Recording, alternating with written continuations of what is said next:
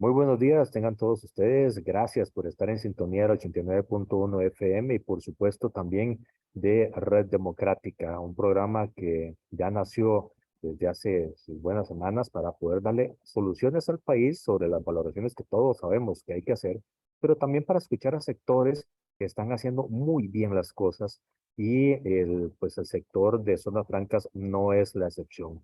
En este momento damos inicio a Faro Nacional al ser ya pasadas las 10 de la mañana para poder comprender un poco más cuál es la fórmula del éxito que ha tenido Zonas Francas, que el año pasado ha logrado un crecimiento sustancial y sobre todo eso vamos a hablar con don Carlos Wong, que es la cabeza de ASOFRAS, la Asociación de Zonas Francas del país, y que es un gusto tener en los micrófonos y en la imagen de Red Democrática 89.1. Don Carlos, bienvenido, esta es su casa.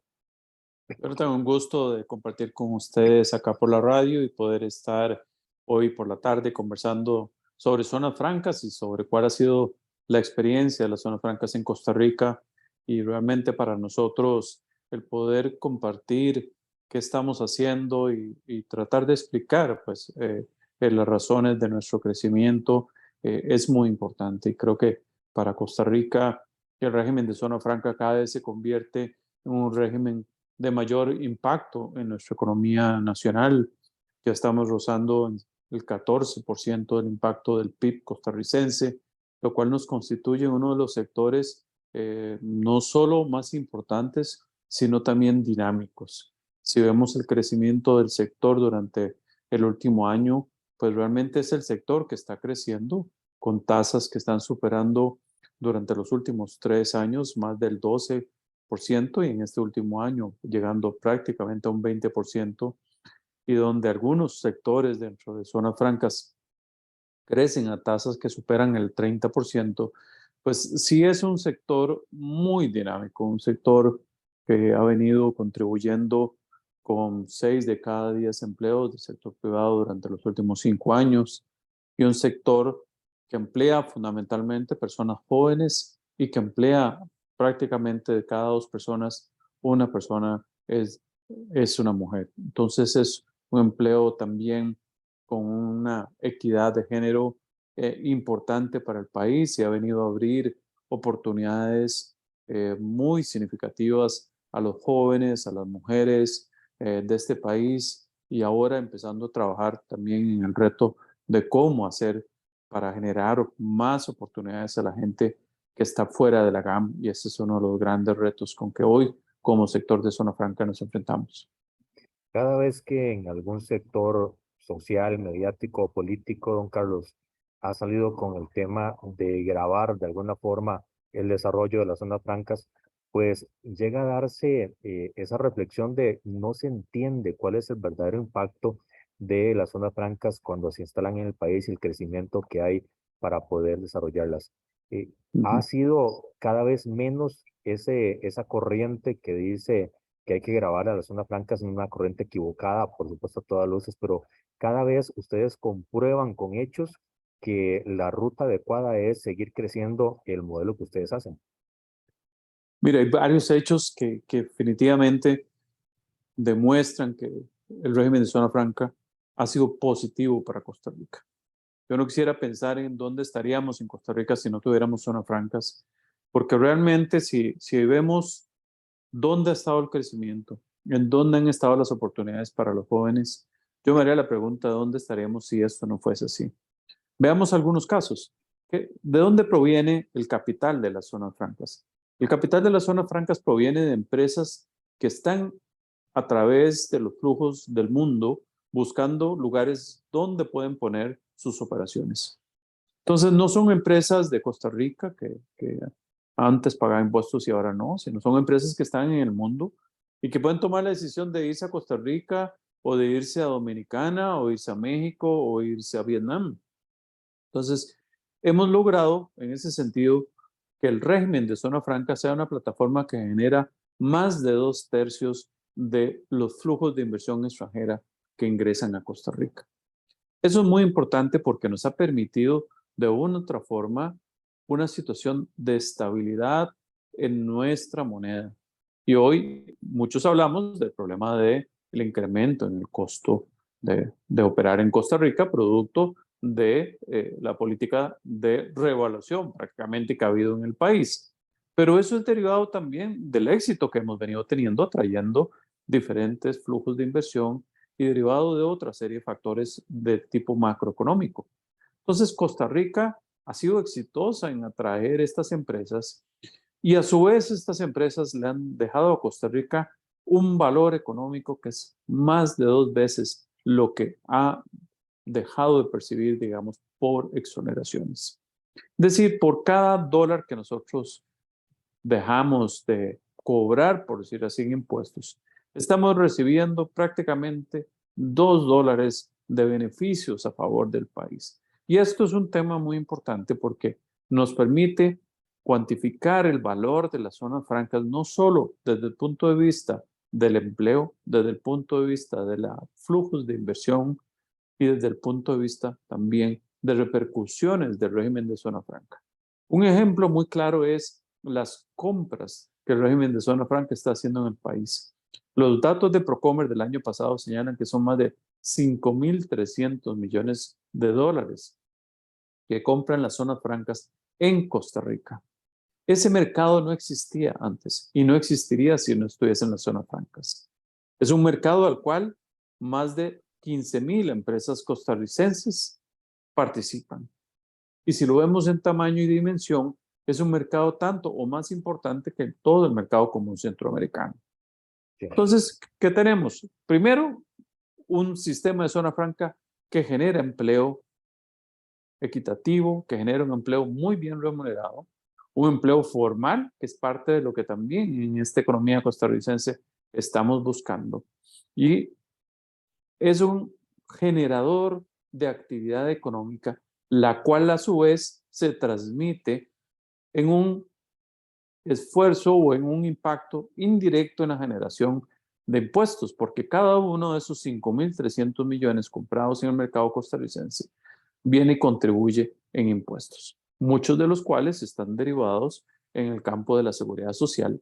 Tan es así que el 10% del presupuesto del INA y más o menos un 20% de presupuestos de instituciones públicas son generados a través de empresas de zona franca, particularmente la Caja, es uno de los principales beneficiarios. Cuando estamos hablando de todo el potencial que tiene las zonas francas, no quiero decir que hayan llegado a un tope en el gran área metropolitana porque se siguen expandiendo, siguen creciendo, el modelo sigue siendo exitoso, pero hacía falta dar un paso más allá con una profundización de la ley y eso se logra con la ley de llevar las zonas francas fuera del gran área metropolitana. ¿Qué tan importante es para ustedes esa visión de desarrollo en función de sectores que necesitan inversión y que necesitan atracción de empleo, que es la zona fuera del gran área metropolitana? Claro, yo creo que hay mm, varios temas de muchísima importancia para el régimen de zona franca y a su vez para Costa Rica. Un primer tema es el que usted menciona, que es el tema de cómo podemos democratizar, cómo podemos llevar el sistema y los beneficios de zona franca fuera de la gran área metropolitana para generar nuevas actividades, para generar nuevos flujos. Yo creo que aquí el espíritu es cómo hacemos para que este pastel se haga más grande y para que este pastel le llegue a más personas. Y esa agenda de cómo llegarle a más lugares y cómo llegarle a más personas está en función de varios elementos importantes. El primero es que necesitamos apoyar la formación de capital humano fuera de la gran área metropolitana. Sí. Si bien es cierto, Costa Rica tiene una base educativa bastante universal a nivel de escuelas primarias.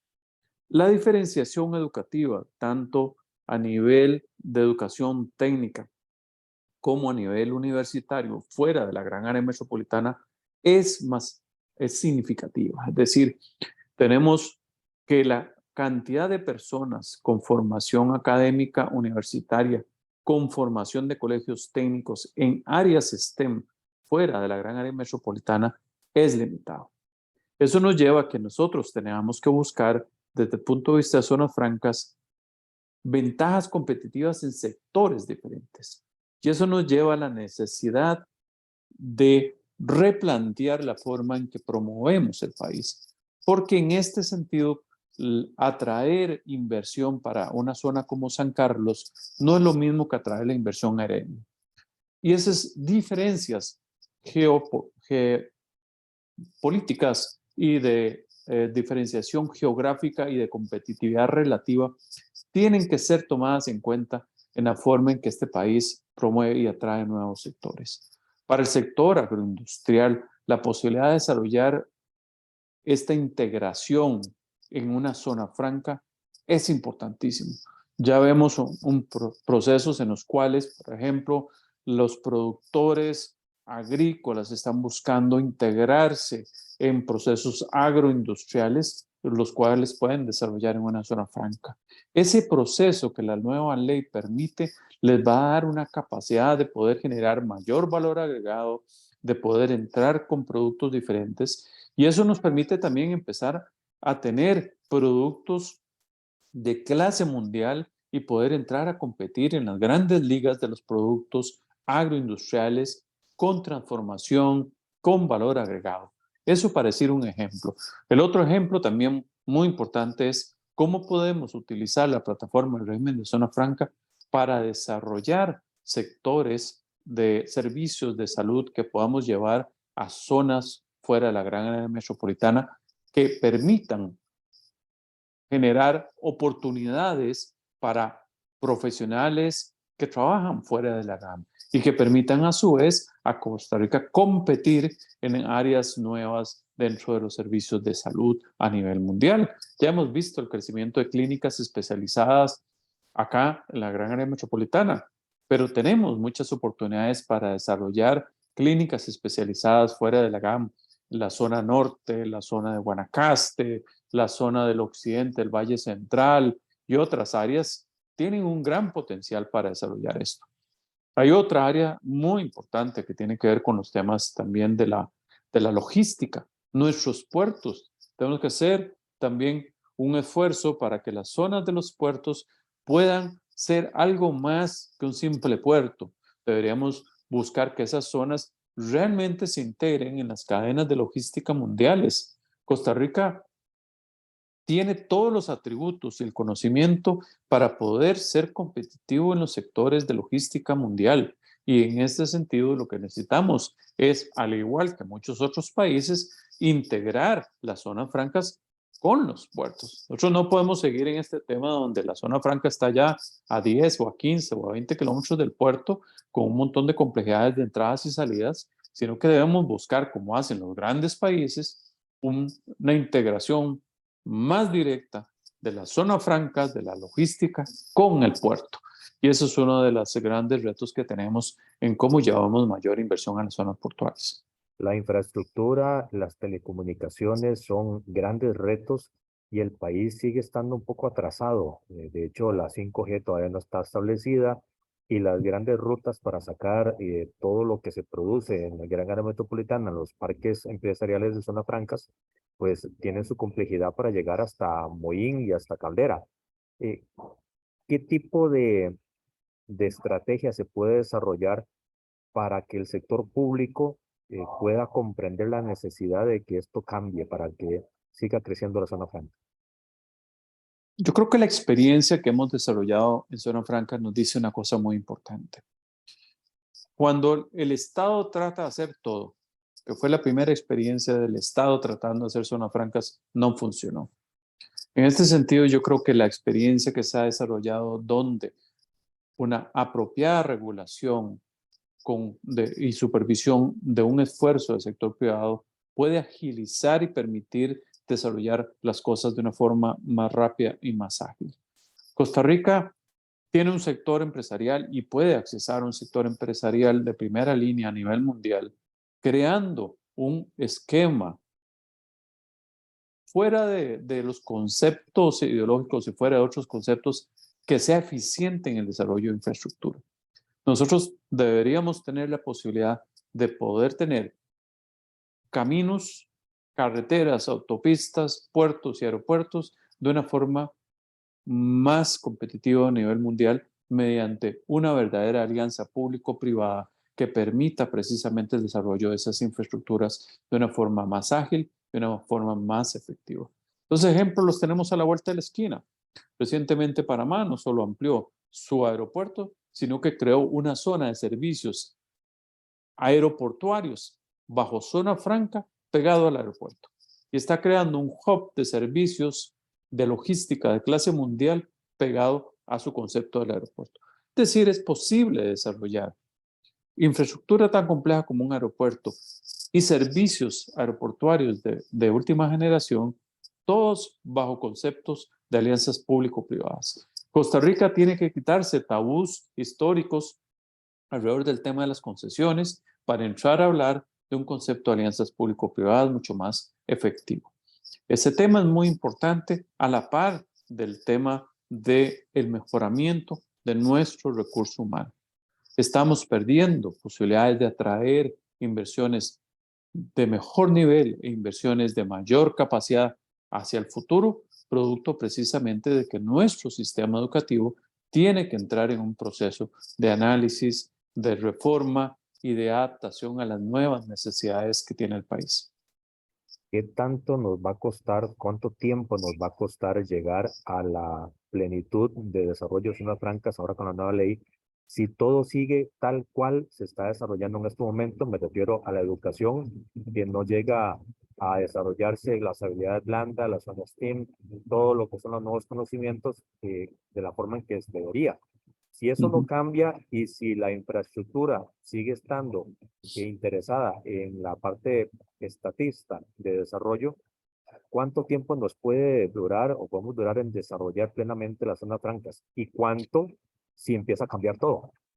Imagínense, bueno, yo tal vez sería muy difícil poder decir cuánto tiempo nos tomará, pero yo sí le puedo decir lo que hemos dejado de hacer.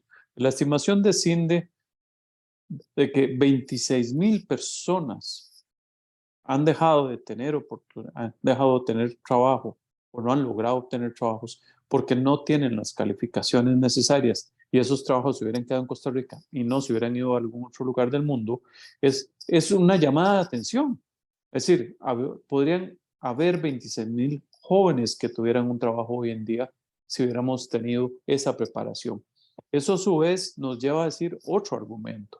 El otro argumento es, si nosotros hoy en día estamos atrayendo inversiones por más de 3.500 millones de dólares, si nosotros tuviésemos la posibilidad de desarrollar mecanismos de concesión solamente para desarrollar el rezago de infraestructura que tenemos, que se superan los 10,000 millones de dólares, pues Costa Rica tendría una posibilidad muy importante de continuar atrayendo inversión extranjera por los próximos 5 años y poder expandir y crecer a un ritmo como lo está haciendo un país como Panamá con cerca de un 10% de crecimiento. Como ha mencionado en su momento don Eduardo Lizano, si Costa Rica logra crecer al 6%, ¿eh? con un nivel de crecimiento sostenido durante varios años, Costa Rica podría perfectamente entrar a una categoría diferente como país y a mejorar la calidad de vida y el nivel de ingreso de todos sus ciudadanos mediante un crecimiento mayor. En ese impacto, ¿quiénes se van a ver beneficiados? Fundamentalmente todas las personas que hoy por hoy están dentro del nivel de pobreza o están dentro del nivel de desempleados. Porque ese crecimiento a quienes va a beneficiar muchísimo van a ser a todas esas personas. Don Carlos, ¿cómo han logrado el régimen de zona franca de Costa Rica ser más competitivo y tener mejores ofertas a todas las transnacionales que mercados asiáticos, que otros mercados latinos, donde tal vez el costo de producción no es tan alto y donde hay o existen ciertas ventajas que nos diferencian cuando se habla de Costa Rica? Yo creo que hay tres o cuatro factores que son importantes. El primero es que Costa Rica ofrece un principio de seguridad jurídica que muchos otros no logran ofrecer. La consistencia de Costa Rica durante los últimos 30 años en una estrategia de atracción de inversión muy consolidada, muy permanente y también con un norte muy consistente, ha permitido que Costa Rica tenga posicionamientos muy claros en ciertos mercados. Por ejemplo, dispositivos médicos, servicios de valor agregado y otras áreas de la atracción de inversión donde Costa Rica es muy reconocido por su consistencia. Esa seguridad jurídica es fundamental dentro del proceso de toma de decisiones porque absorbe dos campos. Un campo que son las empresas nuevas. En el caso de Costa Rica representa casi un 40% de toda nueva inversión viene por nuevas empresas, pero hay una parte muy importante. Representa la reinversión también del país. Y alrededor del 60% de los flujos provienen de empresas que están establecidas en el país que deciden que es mejor seguir invirtiendo en este país que llevarse la inversión a Malasia o a Vietnam o a algunos otros países o a otros países de la región. Eso es derivado de un primer factor que es seguridad jurídica. Dentro de ese concepto de seguridad jurídica está muy relacionado el tema del esquema de incentivos que hemos venido manejando, donde Costa Rica le da incentivos de una forma temporal a las empresas y les permite crecer, retornar sus capitales y dar una oportunidad para que puedan reinvertir al país. La reinversión y la posibilidad de expandir esos incentivos ha permitido que ese 70%, 60% de nueva inversión continúe incrementando. Y entonces lo que tenemos es, por decir así, un círculo virtuoso donde nuevas empresas más empresas existentes contribuyen a un crecimiento. Esa es una ventaja de Costa Rica. La segunda importante ventaja tiene que ver con nuestro capital humano. Y de ahí la importancia que nosotros le ponemos al tema del factor humano. Costa Rica se ha distinguido por tener uno de los recursos más adaptables, uno de los recursos con mayor capacidad de innovar, de adaptarse a nuevos procesos y cuya productividad podría incluso ser mucho mejor si tuviésemos mejor infraestructura, si tuviésemos mejores formaciones en STEM, porque el proceso que viene hacia el futuro es un proceso donde los retos de la inteligencia artificial, donde los retos de las carreras tecnológicas, donde los retos de tener 5G, donde los retos de tener un país que esté al orden de la infraestructura se vuelven importantes porque esa sofisticación de la inversión es lo que viene para el futuro y es ahí donde están nuestras oportunidades. Hasta el momento hemos hecho bien la tarea, pero tenemos que prepararnos para lo que viene y esa preparación no es una preparación de un año para el otro, es una preparación que toma generación y esto requiere que nosotros superemos el apagón educativo y volvamos realmente a retomar un rumbo de una mejor competitividad en materia de educación.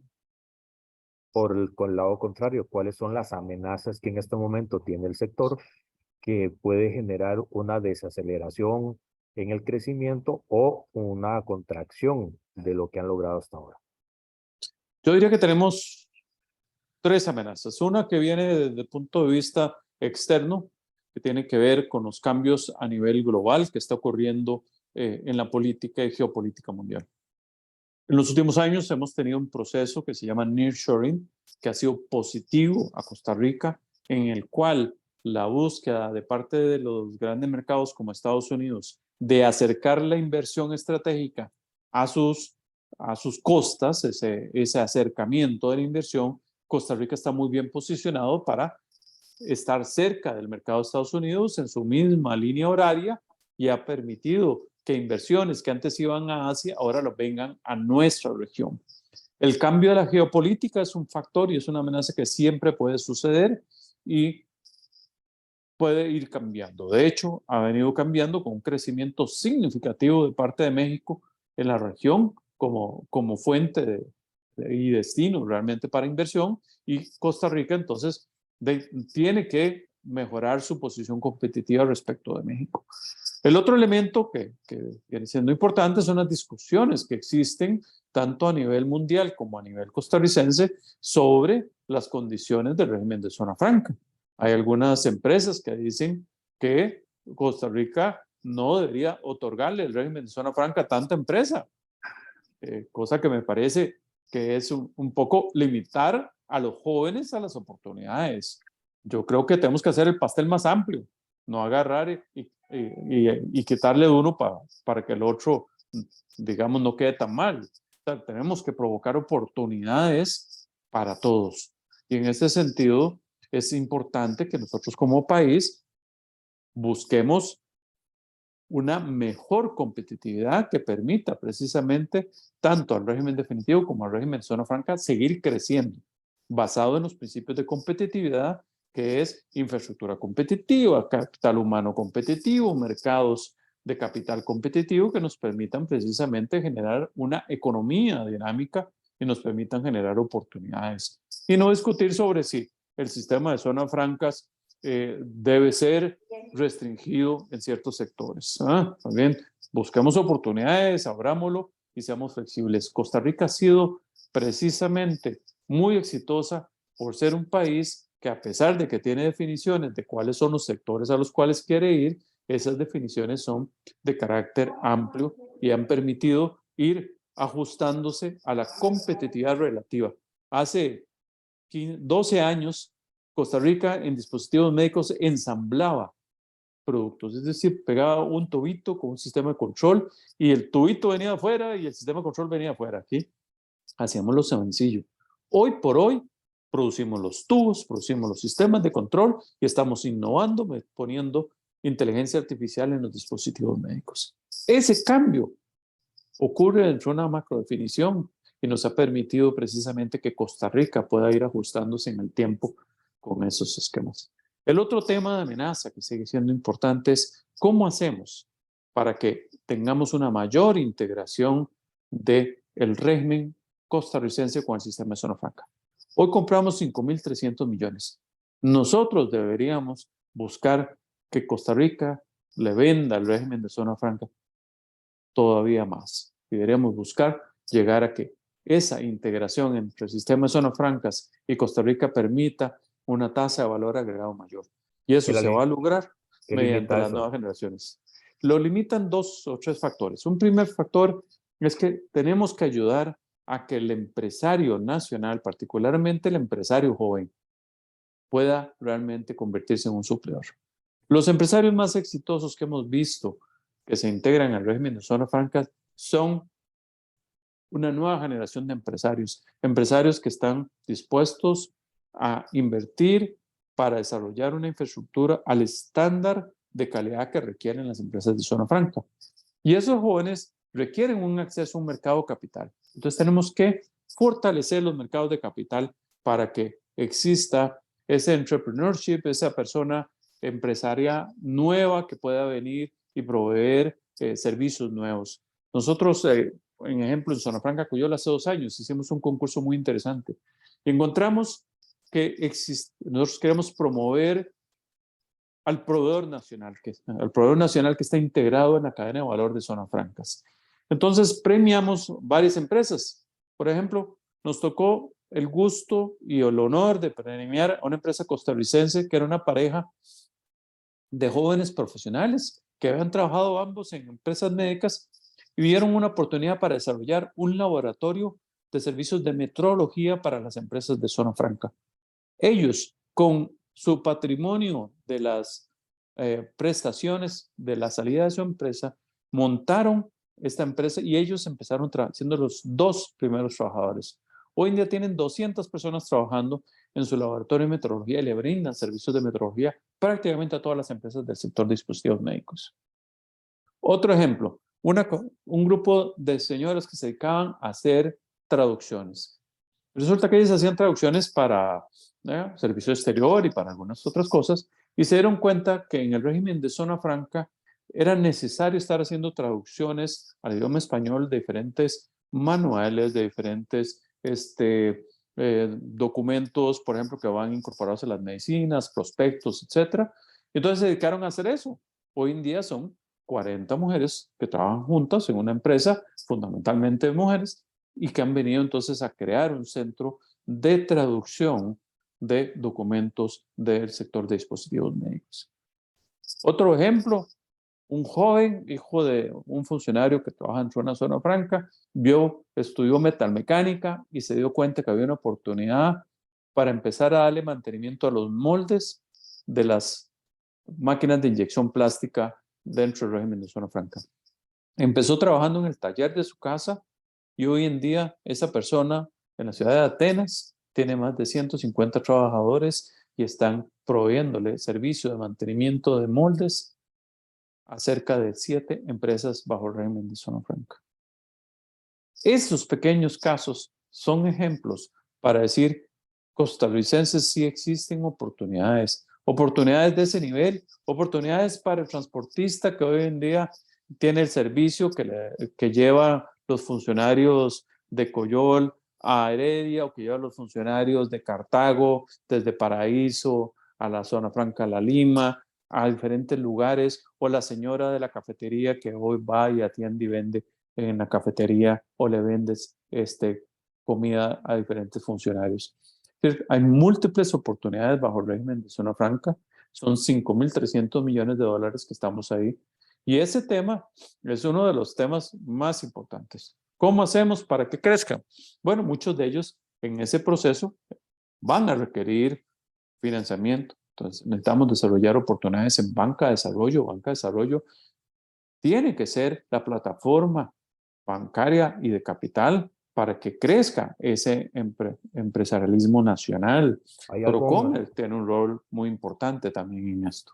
lo que usted señalaba de Banca para el Desarrollo, en este momento existe esa sensibilidad para trabajar específicamente en todo este engranaje de alrededor de lo que son las zonas francas? Estamos desarrollando un programa en el cual Procomer, Sistema Banca de Desarrollo y Asofras, estamos trabajando en crear una oficina de enlace para apoyar mediante garantías, mediante financiamientos a las empresas que quieran integrarse al régimen de zona franca. Es decir, cómo promovemos precisamente esos encadenamientos productivos es una de las agendas que nos hemos propuesto en forma conjunta entre esas 3 partes. Don Carlos, ¿cuál es nuestro principal competidor internacional en temas de zonas francas? Depende del sector. Si lo vemos en dispositivos médicos, pues tenemos una competencia importante en lugares como Vietnam, Irlanda a nivel internacional, y a nivel regional tenemos con México y con República Dominicana. Si lo vemos en servicios de valor agregado, tenemos una competencia importante en Colombia, en México, en Argentina, en Uruguay. Fundamentalmente son como nuestros principales competidores. ¿Cómo compiten cada uno de ellos? Bueno, en el caso, por ejemplo, de Irlanda y Vietnam, ahí hay una competencia importante desde el punto de vista de, en un caso, la estructura de valor agregado. Irlanda tiene una gran integración, tiene una gran industria de suplidores y lo hace muy fuerte desde el punto de vista de disponibilidad, desde el punto de vista de acceso al mercado europeo y desde el punto de vista de calidad del producto. En el caso de Vietnam, lo hace muy fuerte su bajo costo de mano de obra. Un costo de mano de obra incluso inferior al de China. Entonces, hace que para productos de muy bajo valor, Vietnam sea un competidor importante. En la región, México y República Dominicana compiten con nosotros por ser mucho más baratos que Costa Rica. Y eso es uno de los temas más importantes para nosotros, porque hoy por hoy, pues, con las últimas políticas de tipo de cambio, pues estamos teniendo una mano de obra 20% más cara de la que tuvimos hace un año. Entonces, esa es una realidad que es importante. Costa Rica se ha vuelto mucho más caro y es uno de los grandes retos que están teniendo las empresas de zona franca. Ese tema del tipo de cambio se considera y se genera como una amenaza más fuerte de lo que debería en este momento para la estabilidad del sector. Vamos a ver, nuestra política sobre el tema del tipo de cambio es que debería, de una otra forma, ser un tipo de cambio que maneje los principios de neutralidad, de predictibilidad y que maneje los principios también de responder a una competitividad de país. O sea, la política de tipo de cambio no puede ser una política simplemente de oferta y demanda pura, sino que tiene un efecto sobre toda la economía. Un efecto que está relacionado no solo por el tipo de cambio, sino por la tasa de interés. Entonces, el manejo de esa política es muy importante desde el punto de vista de la protección de la competitividad del país. Por eso es que no se puede divorciar la discusión de inflación de la discusión de crecimiento económico.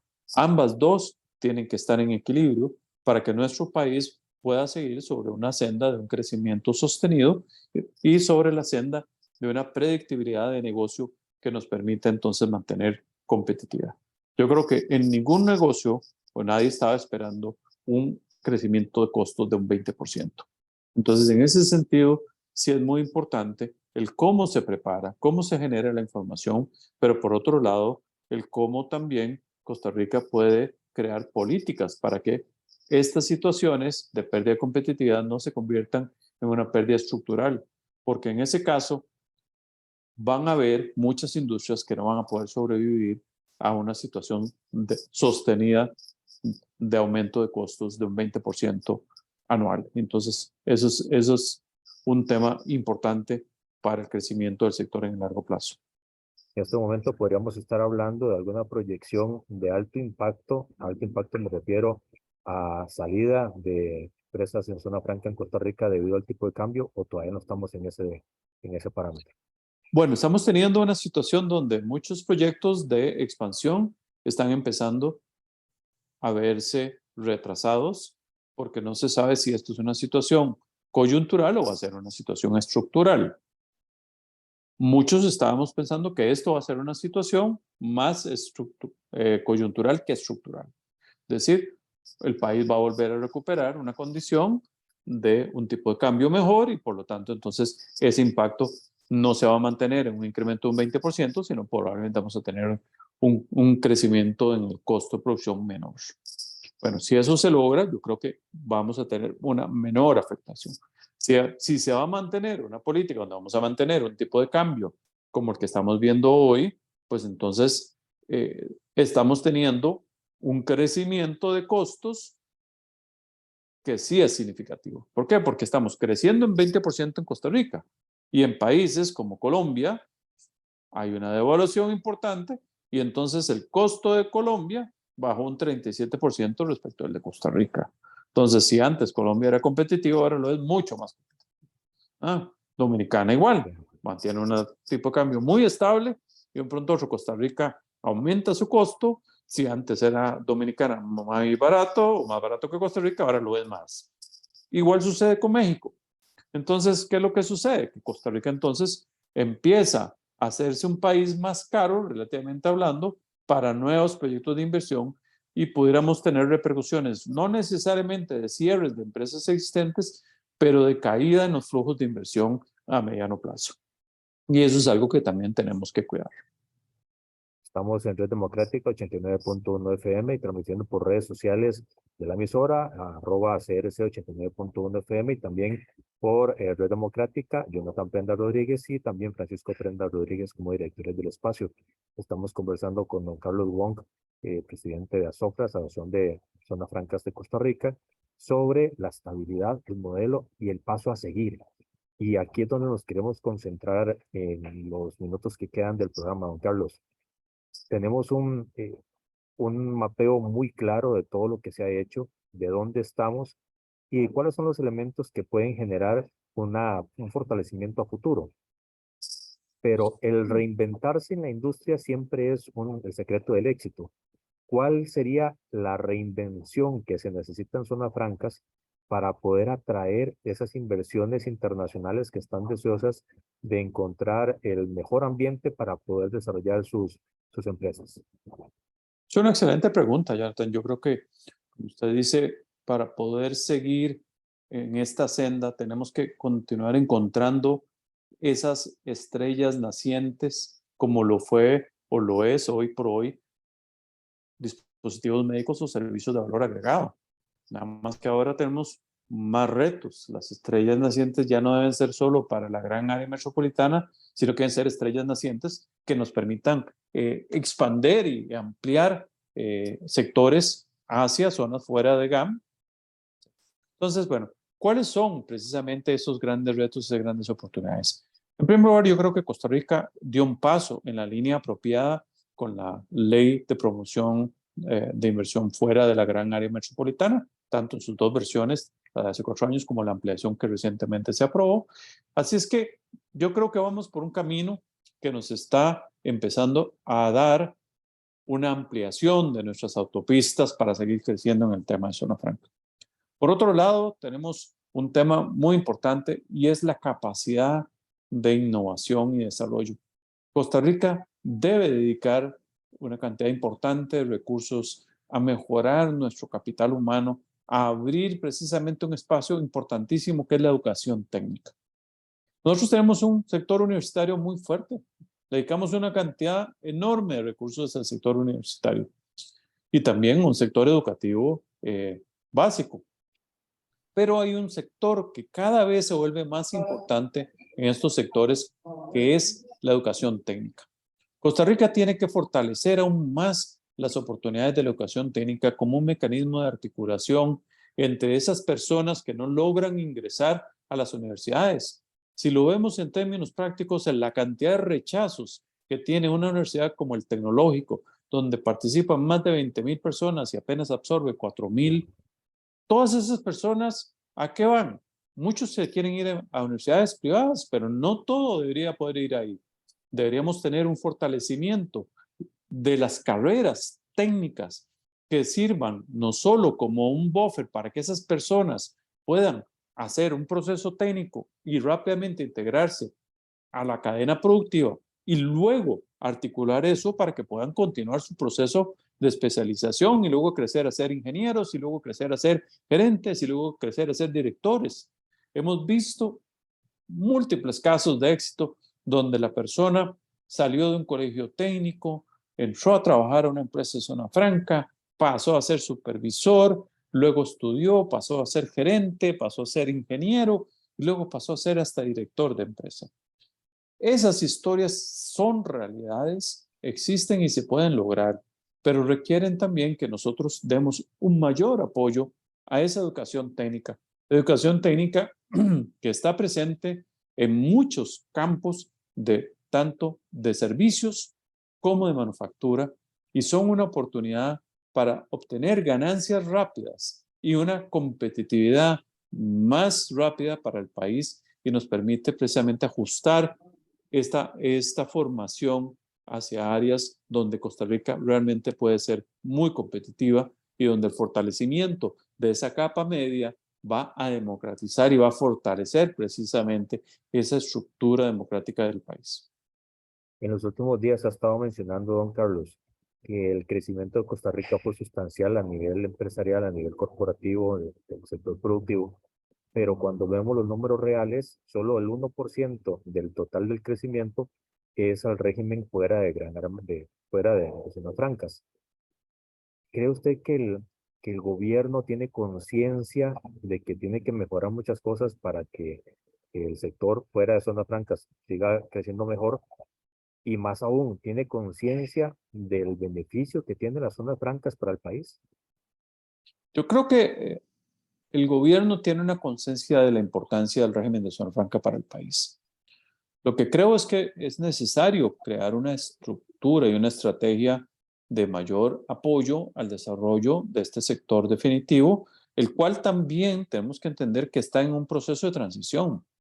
Está en un proceso de transición porque el mercado de Costa Rica es un mercado muy pequeño. Entonces, somos apenas 5 millones de habitantes. Si nos vemos en la región centroamericana, somos quizá uno de los países más pequeños. Ve a Guatemala, mucho más grande que nosotros. Pero desde el punto de vista del régimen definitivo, por eso es que hay que buscar una mayor integración. El principal mercado de ese régimen son las zonas francas. Entonces, entre más integración podamos desarrollar, entre más capacidad tengamos de convertir ese régimen definitivo en un régimen que le vende a Costa Rica y que le vende al mundo, vamos a tener un país más integrado a las cadenas mundiales de valor y vamos a tener un país con mayor crecimiento económico en todos sus sectores. Porque yo creo que lo que estamos es viviendo también un poco esa transformación donde dejamos de ser un país agrícola a ser un país donde el principal producto de exportación se llama medical devices. Entonces, esto es un cambio estructural importante y yo creo que lo que está sucediendo es que tenemos que apoyar estos sectores que están quedando acá mediante una mayor integración con Zona Franca, mediante un mayor apoyo en su posibilidad de vender al mercado nacional, pero mediante también una mayor competitividad en general como país. Si nosotros mejoramos la infraestructura, si mejoramos la capacidad de nuestro recurso humano y si mejoramos las condiciones de tipo de cambio, pues tenemos un país mucho más competitivo. Y bajo esa línea, este régimen definitivo va a crecer aún más. Y es que el costarricense tenga una mejor capacidad económica, y eso sería precisamente mediante mejores salarios, mediante una mayor empleabilidad y mediante mejores oportunidades para los costarricenses. Cuando usted señala estos puntos, son más ejecutivos que legislativos. ¿Cuáles son las oportunidades de mejora que ustedes ven en la Asamblea Legislativa para fortalecerlos a ustedes? Tenemos varios temas. El tema de jornadas flexibles ha sido un tema donde ha habido mucha discusión, a veces una discusión más de procesos y procedimientos legislativos que de fondo. Eh, este es un tema que ha sido, en cierta forma, retrasado por procedimientos puramente legislativos, pero que es una realidad de adaptación a los sistemas productivos mundiales. En todo el mundo, el esquema de jornadas flexibles es la forma en que las empresas puedan utilizar de una forma más competitiva su infraestructura, y permite aumentar el empleo y permite que las personas que trabajan en las empresas puedan tener mejores condiciones de calidad de vida. Entendemos las regulaciones que se han propuesto y en muchas las hemos apoyado, y por eso es que creemos que este proyecto, tal y como está ahora, es un proyecto prioritario.